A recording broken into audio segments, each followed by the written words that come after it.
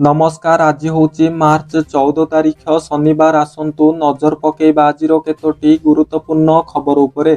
Video को शेष पर्यंत देखिए संपूर्ण खबर जानीपारे। वीडियो भल लगिले वीडियो को गोटे लाइक करने सहित चैनल को सब्सक्राइब करने को जमारू भी भूलिबे नहीं। तो चलतु डेरी न करी वीडियो आरंभ करवा। नजर पकेबा आज प्रथम खबर। चाषी खाता को आसिला पीएम किसान सम्मान निधि 22तम किस्ती। चाषी होउचंती आम समाजर मेरुदंड एवं आम अर्थनीतिर प्रकृत सारथी। जय किसान रो नारा को सार्थक करने पाई केंद्र सरकार एवं आम सरकार सदा सर्वदा चेष्टित।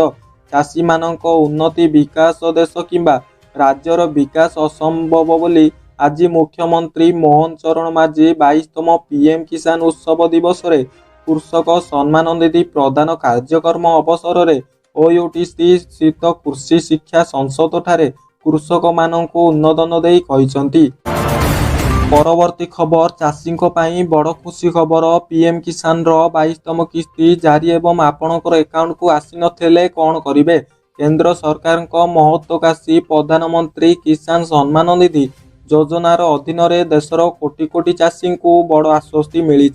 प्रधानमंत्री नरेंद्र मोदी आज ये योजनार 22तम किस्ती जारी करिसंती। या माध्यम देशर 9.32 कोटी अधिक चाषी बैंक खाता को सीधा सालक 18,640 कोटी टंका हस्तांतरण करा जायछि।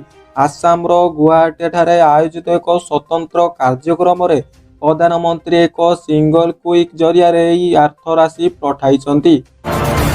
परवर्ती खबर। भुवनेश्वर रे मिलुनी गैस बढ़िला खाइबा रेट। चा कप रे भी उठी झड़। गैस मिलुनी बढ़िला खाइबा रेट। होटेल कहतु कि जलखिया दुकान मिल्स एवं टिफिन रो दाम बढ़ी जाइछि। होटेल रे भेज एवं नॉन भेज थाली रे अति कम रे 20 टंका बढ़ा जाइथिबा बेले जलखिया प्लेट रे 5 टंका अधिक नैचंती दोकानी। सेहीपरि चा कप मध्य बढ़ी जाइछि। परवर्ती खबर। युद्धर घड़ी सड़ी मुहूर्त रे भारतर साहाय्य मागिला ईरान।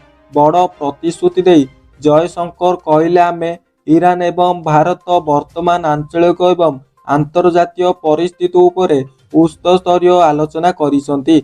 ईरान वैदेशिक मंत्री सयद अब्बास आराबी भारतीय वैदेशिक मंत्री एस जयशंकर फोन माध्यम कथा होइचंती एवं मध्यप्राच्य परिस्थिति विश्व सुरक्षा एवं द्विपक्षिक एवं बहुपाक्षिक सहयोग भली प्रसंग उपरे आलोचना करिसंती। परवर्ती खबर। युद्ध प्रभाव। सस्ता अंडा ट्रे को 140 टंका। अमेरिका इस्राएल ईरान युद्ध जोगु अनेक रेट होई बढ़िथिबा लागिछि किंतु किछि सामग्री युद्ध पई सस्ता हो जाइछि। यथा निरंतर उत्पादन हेउथिबा अंडा एवं बजार एबे अंडा गोटे 4 टंका 50 पैसा। ट्रे 140 टंका। पेटी 944 टंका होलसेल दर रही। बिना सभारे मत्स्य एवं प्राणी संपद मंत्री गोकुलानंद मल्लिक उत्तर अनुसार आमे राज्य ओडिशा अंडा उत्पादन रे पछुआ राज्य रही। परवर्ती खबर। हाट को बैगण बिकिबाकू जाइथिले बाटरे छकिथिला जम भयंकर दुर्घटना रे चालीगला जीवन। बलांगीर जिला घुसुरा थाना अंचल रे एक मर्मदूत सड़क दुर्घटना घटी। घुसुरागुड़ा बेला मुख्य रास्तार चिंगुड़ीपल्ली निकट रे एक अजणा गाड़ी धक्का जड़े चाषी अकाल मृत्यु घटी। मृत व्यक्ति जनक हेले गुड़बेला ब्लॉक केन्दुपदर ग्रामर शंकर मालिक।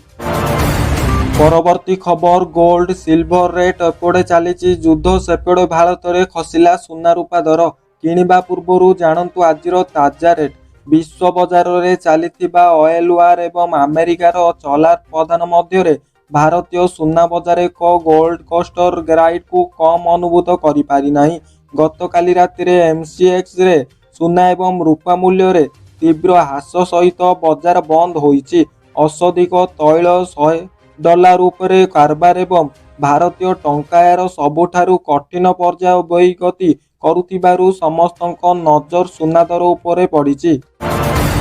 परवर्ती खबर। महिला एवं शिशु विकास विभाग अधिकारी एआई प्रशिक्षण शिविर अनुष्ठित हो जाइछि। ओडिशार महिला एवं शिशु विकास विभाग अधिकारी एवं कर्मचारी मानक पंप इंजीनियरिंग डाटा एनालिसिस एवं ଏଆଇ ମାଧ୍ୟମରେ ପିପିଟି ପ୍ରସ୍ତୁତି ବିଭିନ୍ନ ଏସ୍ଆଇ ମଡେଲ ବ୍ୟବହାର କରି ଗଭୀର ଅନୁସନ୍ଧାନ ଶୀର୍ଷକ ଏବଂ ପ୍ରଶିକ୍ଷଣ କାର୍ଯ୍ୟ ଆଜି ଲକ୍ଷ୍ମୀସାଗର ଭୁବନେଶ୍ୱର ସ୍ଥିତ ରାଜ୍ୟ ମହିଳା ଏବଂ ଶିଶୁ ପ୍ରତିଷ୍ଠାନଠାରେ ଅନୁଷ୍ଠିତ ହୋଇଯାଇଛି।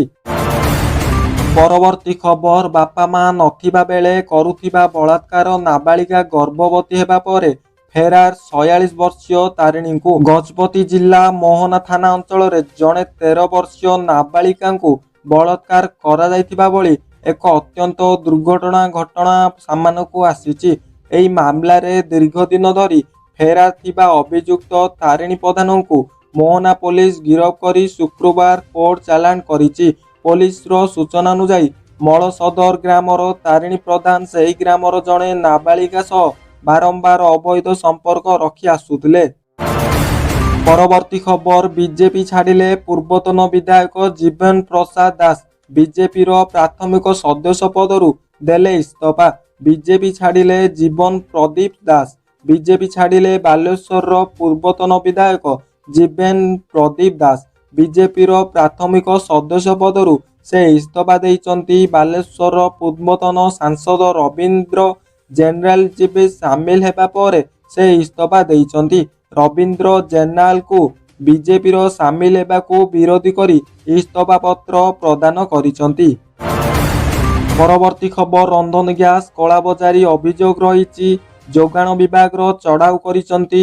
ରନ୍ଧନ ଗ୍ୟାସ୍ ଯୋଗାଣରେ ଅନିୟମିତତା ମିଳରେ କଠୋର କାର୍ଯ୍ୟାନୁଷ୍ଠାନର ଚେତାବନୀ। ଗରଦପୁର ଅଞ୍ଚଳରେ ରନ୍ଧନ ଗ୍ୟାସ୍ ସିଲିଣ୍ଡର ଅଭାବ ଏବଂ କଳାବଜାରୀ ଅଭିଯୋଗକୁ ନେଇ ଯୋଗାଣ ବିଭାଗ ପକ୍ଷରୁ ଚଢ଼ାଉ କରାଯାଇଛି।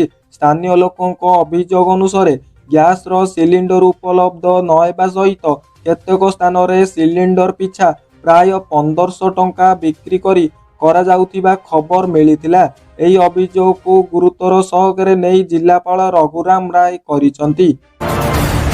ପରବର୍ତ୍ତୀ ଖବର, ଆସନ୍ତା 48 ଘଣ୍ଟା ପ୍ରବଳ ଖରା, 2 ଜିଲ୍ଲାକୁ ହିଟୱେଭ୍ ଜାରି।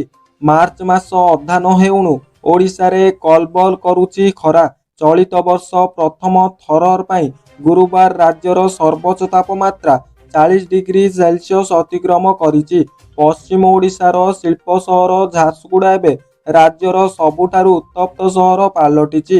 ଆଞ୍ଚଳିକ ପାଣିପାଗ କେନ୍ଦ୍ରର ସୂଚନା ଅନୁଯାୟୀ ଚଳିତ ସିଜନରେ ପ୍ରଥମ ଥର ପାଇଁ ରାଜ୍ୟରେ ପାରଦ 40 ଡିଗ୍ରୀ ଅତିକ୍ରମ କରିଛି। ପରବର୍ତ୍ତୀ ଖବର, ମୋବାଇଲକୁ ମେସେଜ ଆସୁଛି ହେଲେ ଗ୍ୟାସ୍ ଆସୁନି। ପଶ୍ଚିମ ଏସିଆରେ ଯୁଦ୍ଧ ଯୋଗୁଁ ରନ୍ଧନ ଗ୍ୟାସ୍ ସଂକଟ ଏବେ ଘନେଇବାରେ ଲାଗିଲାଣି। ବୁକିଂ ହେଉଥିଲେ ବି ଗ୍ୟାସ୍ ଆସୁନି। ଅନେକ ସ୍ଥାନରେ ବୁକିଂ ମଧ୍ୟ ହେଉନି। ଗ୍ୟାସ୍ ନଥିବାରୁ ଛୋଟ ଛୋଟ ଦୋକାନ ଏବଂ ରେଷ୍ଟୁରାଣ୍ଟ ବନ୍ଦ ହେବାକୁ ବସିଲାଣି। ଲୋକେ ରାସ୍ତାକୁ ଓହ୍ଲାଇଲେଣି। ଗ୍ୟାସ୍ ସିଲିଣ୍ଡର ରଖି ରାଜରାସ୍ତାକୁ କରିଛନ୍ତି ରୋକଠୋକ କରିଛନ୍ତି ଲୋକମାନେ। ପରବର୍ତ୍ତୀ ଖବର, ଏଲପିଜି ପାଇଁ ଧାଡ଼ିରେ ଠିଆ ହୋଇଥିବା ବୃଦ୍ଧଙ୍କ ଚାଲିଗଲା ଜୀବନ। ସିଲିଣ୍ଡର ନେବାକୁ ଗ୍ୟାସ୍ ଅକ୍ସିଜେନ ଯାଇଥିଲେ। ଏଲପିଜି ସଂକଟର ଖବର ମଧ୍ୟରେ ପଞ୍ଜାବରୁ ଏକ ଦୁଃଖଦ ଖବର ଆସିଛି। ଏଠାରେ ଏଲପିଜି ସିଲିଣ୍ଡର ଆଣିବାକୁ ଆସିଥିବା ଜଣେ ବୃଦ୍ଧଙ୍କ ମୃତ୍ୟୁ ହୋଇଛି। ଉକ୍ତ ଘଟଣାଟି ପଞ୍ଜାବର ବର୍ନାଲ ଜିଲ୍ଲାରେ ଘଟିଛି। କୁହାଯାଉଛି ଯେ 66 ବୟସର ବୃଦ୍ଧ ଜଣକ ସକାଳେ ସିଲିଣ୍ଡର ପାଇବା ପାଇଁ ଧାଡ଼ିରେ ଠିଆ ହୋଇଥିଲେ। ପୋଲିସର କହିବା ଅନୁସାରେ ମୃତ ବୃଦ୍ଧ ଜଣକ ସେହେନା ଗାଁର ଭୂଷଣ କୁମାର ମିତ୍ତଲ। ପରବର୍ତ୍ତୀ ଖବର, 2 ବର୍ଷରେ 19,000ରୁ ଅଧିକ ବ୍ୟକ୍ତି ହେଲେ ନିଶାମୁକ୍ତ। ରାଜ୍ୟରେ ନିଶାଶକ୍ତି ବିରୋଧରେ ସରକାରଙ୍କ ପକ୍ଷରୁ ଚାଲିଥିବା ଅଭିଯାନର ସକାରାତ୍ମକ ପରିଣାମ ଦେଖିବାକୁ ମିଳିଛି।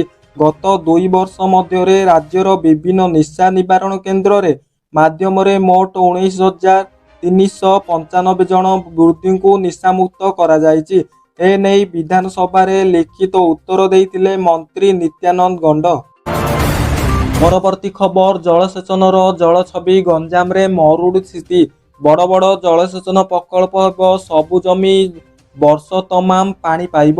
ଏମିତି କିଛି ଗୋଲାପୀ ଚିତ୍ର ଦେଖାଇଥିଲେ ପୂର୍ବ ସରକାର। ବିଜେପି ବି କ୍ଷମତାକୁ ଆସିବା ଆଗରୁ ଜଳସେଚନର ସ୍ୱପ୍ନ ଦେଖାଇଥିଲେ।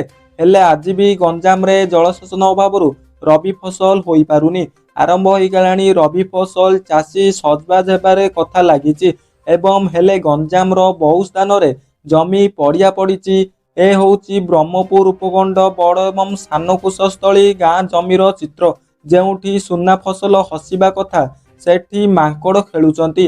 ପୁରୀ ଜିଲ୍ଲାର 70% ଜମି ବର୍ଷା ଜଳ ଉପରେ ନିର୍ଭର କରିଥାଏ। ସେପଟେ କେବଳ ଧନେଇ ଜଳସେଚନ ପ୍ରକଳ୍ପ ଛଡ଼ା ବ୍ରହ୍ମପୁର ଡିଭିଜନରେ ରବି ଋତୁରେ ଜମିରେ ପାଣି ପହଞ୍ଚି ପାରୁନାହିଁ। ଏତିକି ଥିଲା ଆଜିର ମୁଖ୍ୟ ଖବର। ଭିଡ଼ିଓ ଭଲ ଲାଗିଲେ ଲାଇକ୍ କରନ୍ତୁ ଏବଂ ଚ୍ୟାନେଲକୁ ସବସ୍କ୍ରାଇବ୍ କରନ୍ତୁ। ଧନ୍ୟବାଦ।